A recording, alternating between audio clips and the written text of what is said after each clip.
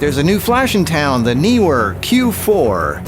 And Marcus says it is...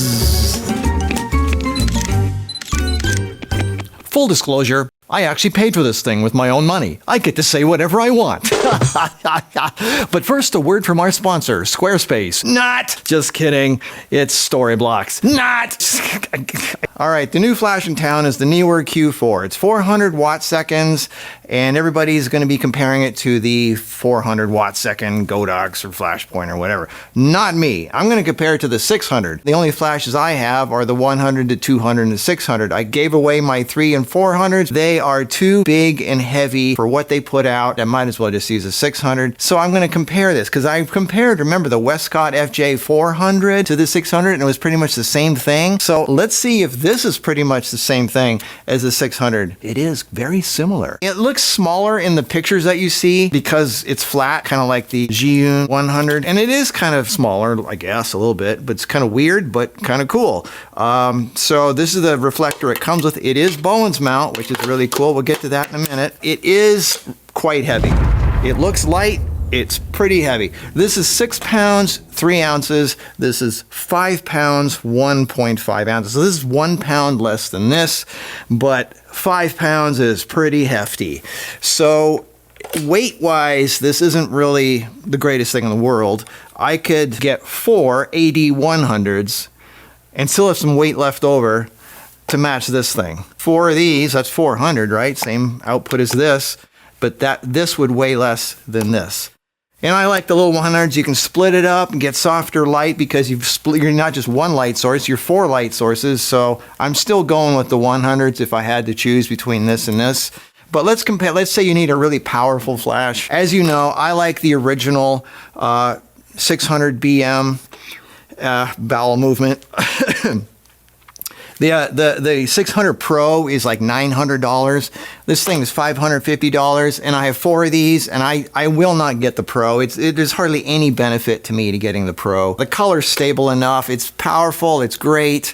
It's actually a little smaller and lighter than the 600 Pro. I use these things all over the world. I love these. So anyway, this is the original reflector it comes with. And let's start with the bulb before I do that. The bulb I like, this is the bulb I like the most out of any bulbs because it sticks out into a modifier and puts out light in all directions. Nothing beats the good old bare bulb like this. This has the newer type of bulb that everybody's using. It's a cylinder with a frosted front, and the flash tube is actually a little smaller than this one, but this is still not too bad. You know I hate these kind of reflectors. These are not that great at output. This is what they start you with, and they're trying to be low profile and all that.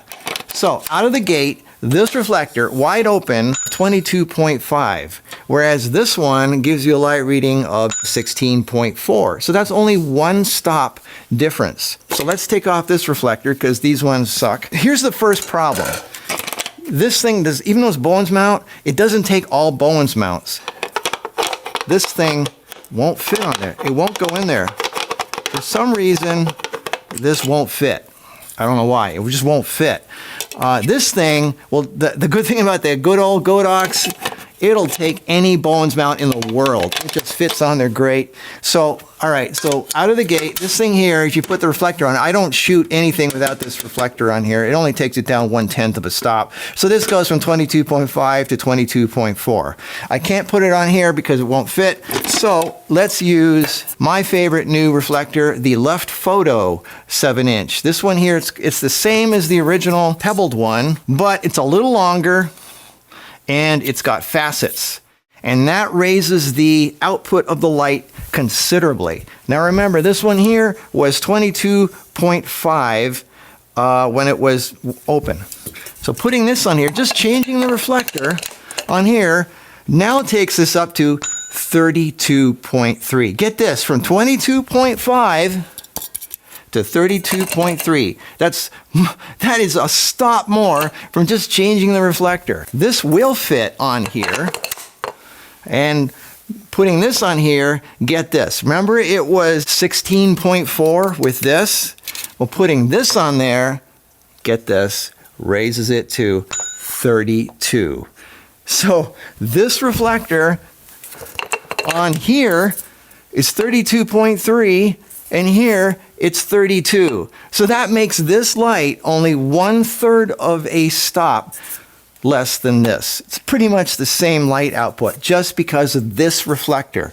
Now if you use, if you put the diffuser on the front, you get 32 here and 22.7 here. So that's still only 1/3 of a stop difference. If you use a faceted straight reflector instead of the curved faceted and the shiny faceted one, you think this one would be better because it's shinier.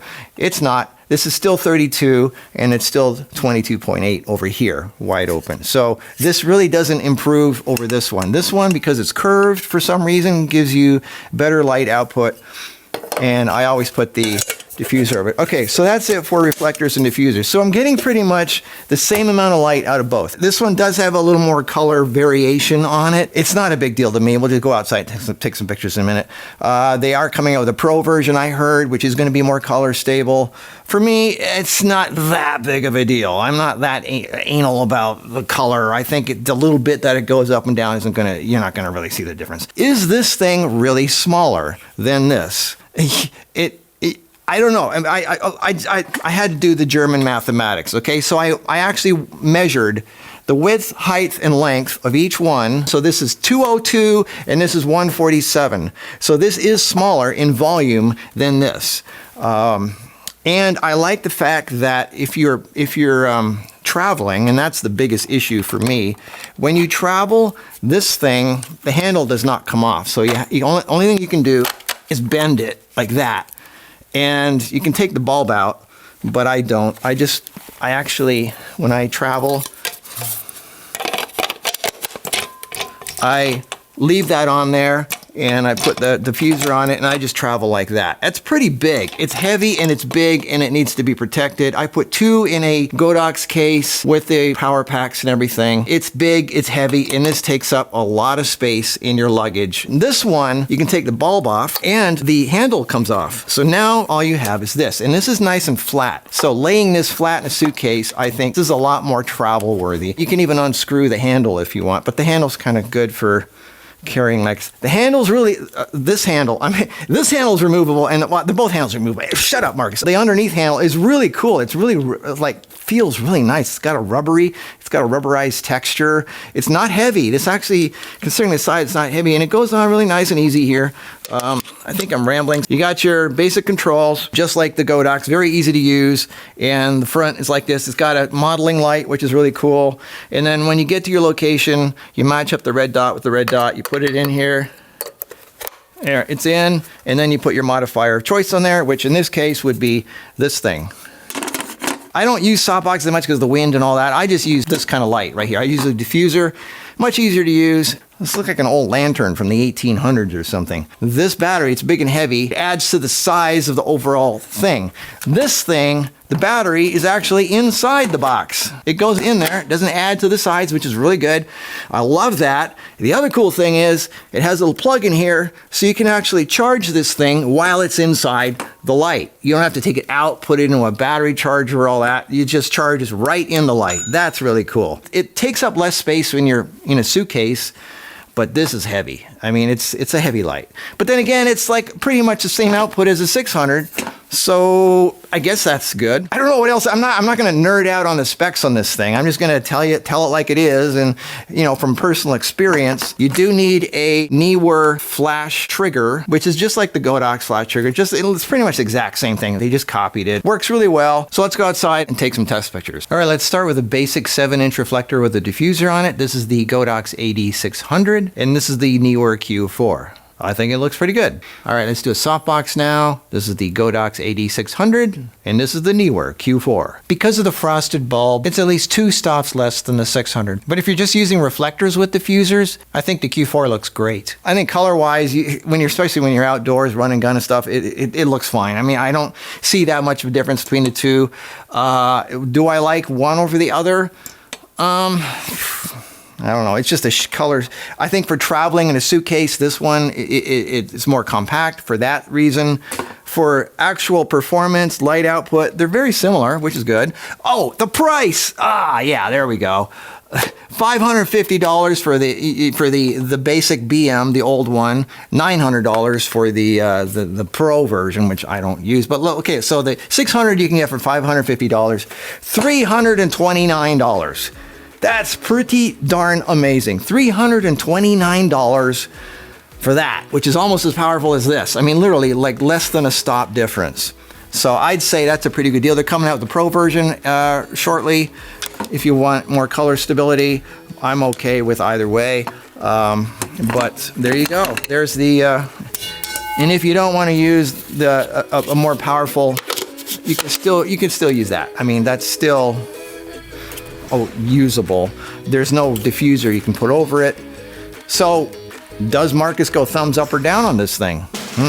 Well, I kind of like it. I think it's kind of cool. I don't have anything against it. I don't hate it. I'm going to keep it. So thumbs up, I guess, for Marcus on Q4. All right, that's it. I will see you in the next video, whatever that may be.